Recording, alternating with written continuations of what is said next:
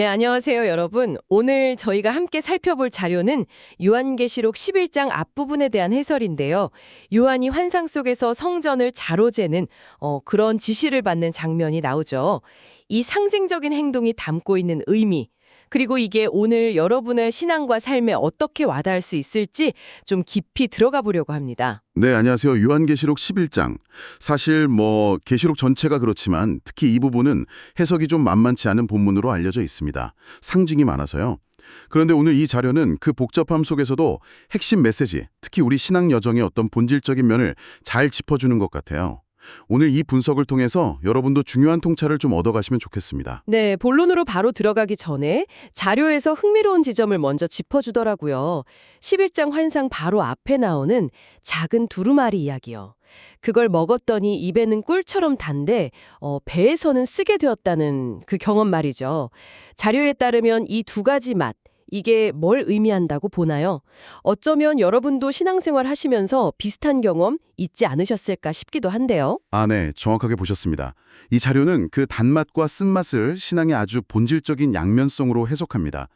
입에서의 단맛은 생명을 주시는 하나님의 말씀 그 자체, 그 말씀이 가진 능력, 또 그 말씀대로 살아갈 때 얻는 어떤 기쁨이나 은혜 같은 걸 상징한다고 해요.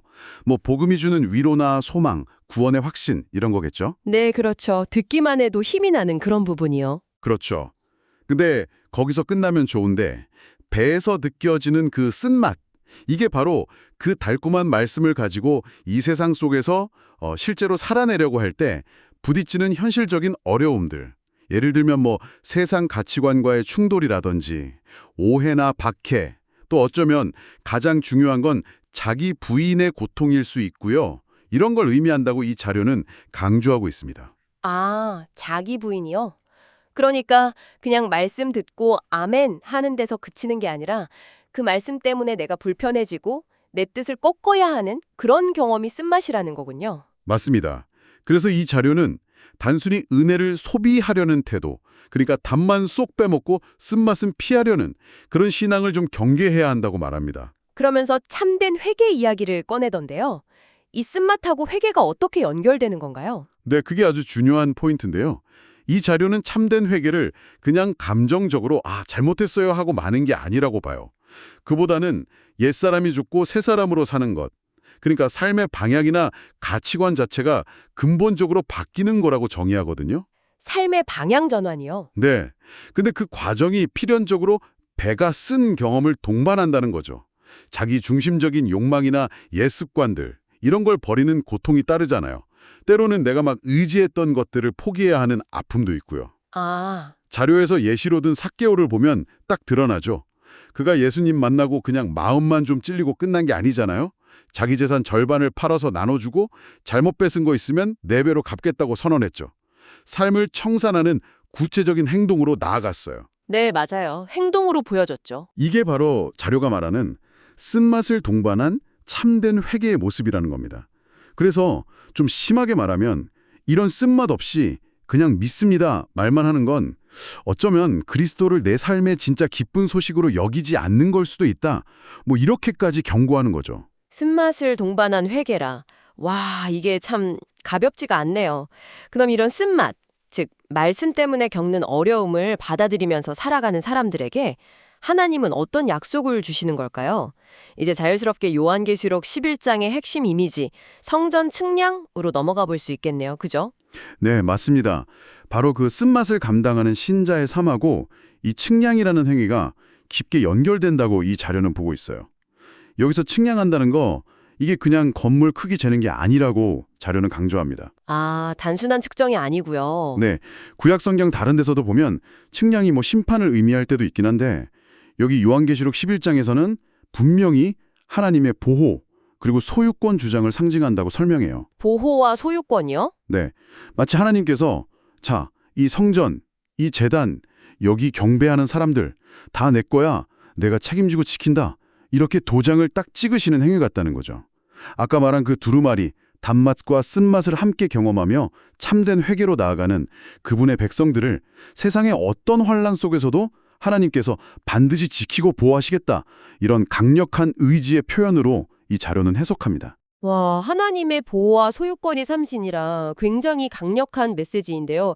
근데 좀 궁금한 게 왜 성전 바깥마당은 빼고 측량하라고 하셨을까요? 거긴 보호 대상이 아닌 건가요? 그리고 이 자료 보니까 이 구절을 문자 그대로 해석하는 시각들 있잖아요. 뭐 예를 들어 미래에 진짜 예루살렘의 성전이 다시 지어질 거다 이런 거요.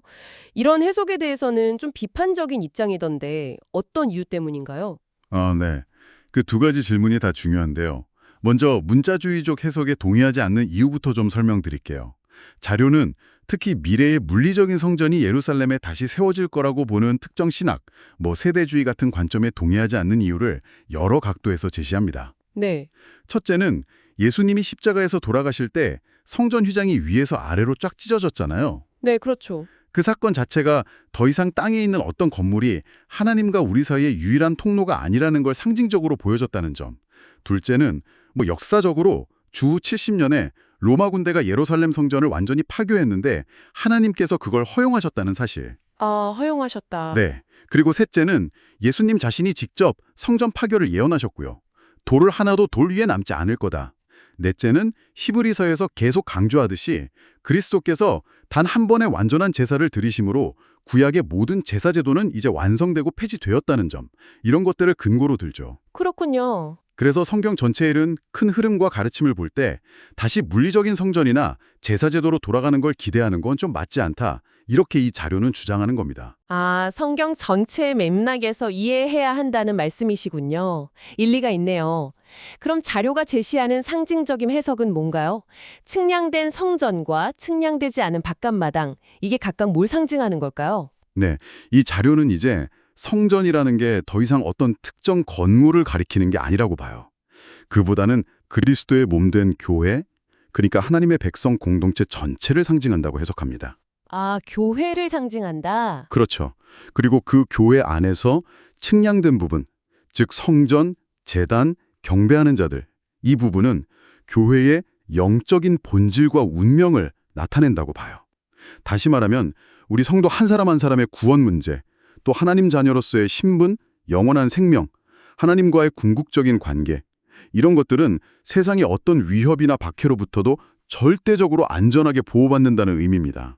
하나님이 측량하셨으니까 누구도 그걸 빼앗거나 흔들 수 없다는 거죠. 와, 영적인 본질은 절대 안전하다. 네. 반면에 측량되지 않은 바깥마당은 뭘 상징하느냐? 이건 교회가 이 땅 위에서 경험하는 외적인 삶의 현실을 상징한다고 설명해요. 외적인 삶의 현실이요? 네. 그러니까 우리가 세상 속에서 살아가면서 여전히 고난이나 핍박, 오해, 시련, 유혹 이런 것들에 노출될 수밖에 없잖아요. 교회의 그런 연약한 모습을 보여준다는 겁니다. 아, 이 부분이 정말 중요하게 들리는데요. 그러니까 한 사람의 신자 혹은 교회 공동체 안에 이 두 가지 차원이 같이 있다는 거군요. 영적으로는 하나님의 절대 보호 아래서 안전한데 측량됨, 현실 세계에서는 여전히 어려움이나 공격에 노출되어 있다. 측량되지 않음.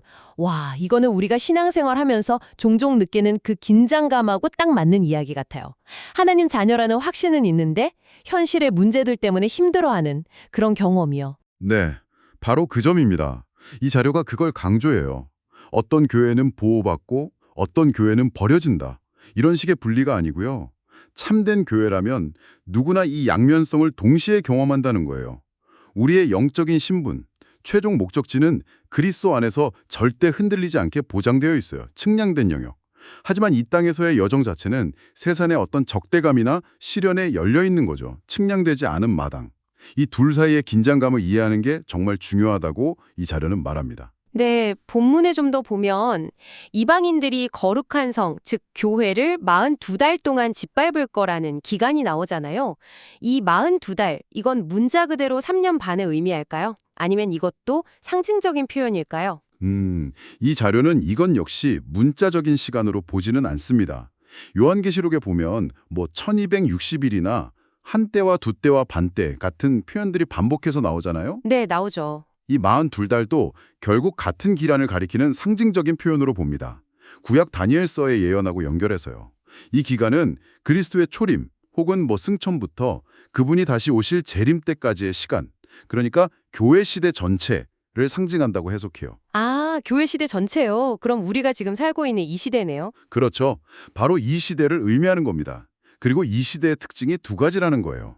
한편으로는 교회가 세상으로부터 핍박이나 고난을 당하는 시기, 짓밟히는 시기. 하지만 동시에 다른 한편으로는 교회가 세상 속에서 하나님의 말씀을 선포하고 그리스도를 증언하는 사명을 감당해야 하는 시기, 두 증인의 활동 기간라는 거죠. 고난과 증언이 함께 가는 시대. 네. 고난과 증언. 이게 교회 시대의 본질적인 특징이라고 이 자료는 설명합니다. 자, 그렇다면 이 모든 해석들이 오늘을 살아가는 여러분에게는 어떤 실질적인 의미가 있을까요? 영적으로는 보호받지만 측량됨, 외적으로는 세상의 어려움에 노출된다, 측량되지 않음. 이 사실을 우리가 어떻게 받아들이고 또 적용해야 할까요? 자료는 어떤 점들을 좀 강조하고 있나요? 네. 몇 가지 중요한 점들을 짚어주는데요. 첫째는 우리가 그리스도인으로서 경건하게 살려고 하면 고난이나 박해가 따르는 거, 이거 비정상적인 일 아니라는 거예요. 오히려 당연하고 예상된 일이라는 거죠. 자료에서도 디모데후서 3장 12절, 무릇 그리스도 예수 안에서 경건하게 살고자 하는 자는 박해를 받으리라. 이 말씀을 인용하거든요. 네. 그러니까 외적으로 좀 어려워 보이고 실패하는 것처럼 보이는 상황 때문에 너무 쉽게 낙심하거나 믿음을 포기하지 말라고 격려합니다. 네, 쉽게 낙심하지 말라. 그리고 둘째는 우리의 진짜 안전함, 또 궁극적인 승리는 눈에 보이는 상황이나 내 능력 이런 데 달려있는 게 아니라는 겁니다. 우리를 측량하시고 끝까지 붙드시는 그 그리스도의 신실하심과 능력에 달려있다는 사실을 굳게 붙들라고 말해요. 예를 들어 베드로가 예수님 3번이나 부인했잖아요. 큰 실패죠. 하지만 결국 회복되어서 주님 사랑한다고 고백했듯이 우리의 연약함에도 불구하고 우리를 향한 주님의 보호는 변함없다는 걸 기억하라는 겁니다. 네. 외적인 시련뿐만 아니라 오늘날 교회가 또 내부적으로 겪는 어려움들도 있지 않습니까? 그런 부분에 대해서도 이 자료가 좀 언급하는 것 같던데요. 그건 어떻게 봐야 할까요? 아, 맞아요. 그 부분도 상당히 솔직하게 다루는데요. 외부적인 박해 못지않게 어쩌면 더 힘든 게 교회 내부의 문제들일 수 있잖아요. 예를 들어서 회개나 삶의 변화는 요구하지 않고 그냥 값싼 은혜만 강조하는 그런 가르침들. 또 죄를 지으면서도 합리화하고 회개하지 않으려는 어떤 완고한 태도들. 성도들끼리 막 시기하고 다투고 분열하고 이런 모습들이에요. 그렇죠. 그런 모습들 보면 참 힘들죠. 네, 이런 교회 안에 실망스러운 모습들이 때로는 우리에게 깊은 냉소나 어떤 영적인 무기력감을 줄 수 있다는 걸 이 자료도 인정해요. 그런데 여기서 더 중요한 경고를 합니다. 어떤 경고죠? 정말 두려워해야 할 것은 고난 그 자체가 아니라 오히려 이런 하나님의 말씀, 그러니까 회개해라, 거룩하게 살아라, 이런 촉구를 듣고도 우리 마음속에 아무런 반응이 없는 상태라는 거예요. 즉, 배가 쓴 경험을 아예 회피하고 영적인 무감각 상태에 그냥 머물러 있으려는 마음. 이게 가장 두려운 거라고 아주 강력하게 지적합니다. 아, 무감각 상태? 네, 측량되었지만 동시에 측량되지 않은 이 현실을 믿음으로 어떻게든 살아내려는 그 거룩한 몸부림 자체가 없는 것. 그게 가장 위험하다는 메시지인 거죠. 네, 오늘 저희는 여러분께서 보내주신 자료를 바탕으로 요한계시록 11장의 한 부분을 좀 깊이 들여다봤습니다. 정리해보면 신앙의 여정이라는 것이 하나님의 은혜와 말씀이 주는 단맛뿐만 아니라 세상 속에서의 시련, 또 자기 부인이라는 쓴맛까지도 필연적으로 포함한다는 통찰을 얻었고요. 그리고 그리스도 안에 있는 우리는 영적으로는 절대적으로 안전하게 보호받지만 측량된 성전, 이 땅을 사는 동안에는 여전히 어려움과 연약함에 노출될 수밖에 없다. 측량되지 않은 바깥마당. 이런 현실을 다시 한번 확인했습니다. 그렇습니다. 그리고 이 자료는 이 모든 논의의 끝에서 아주 중요한 궁극적인 권면을 제시하고 있어요. 바로 그 시련과 어려움 속에서도 낙심하지 말라는 겁니다. 왜냐하면 우리를 측량하시고 절대적인 보호를 약속하신 그 하나님의 신실하심을 끝까지 신뢰할 수 있기 때문이라는 거죠. 단순히 미래에 올 위로나 보상만 바라보면서 현재를 그냥 견디는 게 아니고요. 바로 오늘 이 측량되지 않은 바깥마당 같은 현실 속에서도 우리를 측량하신 그리스도 안에서 진짜 만족과 기쁨, 그리고 흔들리지 않는 평안을 누릴 수 있다. 또 누려야 한다. 이렇게 격려하고 있습니다. 바로 오늘 현실 속에서요? 네. 왜냐하면 그리스도께서 오늘 우리에게 여전히 그리고 변함없이 가장 좋은 소식, 최고의 복음이기 때문이라는 설명이죠. 네. 마지막으로 이 자료가 던지는 질문을 여러분께도 그대로 전해드리면서 마무리할까 합니다. 그리스도가 정말 오늘 여러분에게 가장 기쁜 소식, 최고의 복음이 맞습니까? 신앙의 달콤함 뿐만이 아니라 때로는 감당하기 힘든 쓴맛까지도 포함하는 이 온전한 복음의 실제를 여러분은 지금 어떻게 받아들이고 계신가요? 측량되었기에 안전하지만 동시에 측량되지 않았기에 여전히 연약한 이 현실을 살아간다는 것이 오늘 여러분에게는 어떤 의미로 다가오시는지 한번 깊이 생각해 보시면 좋겠습니다.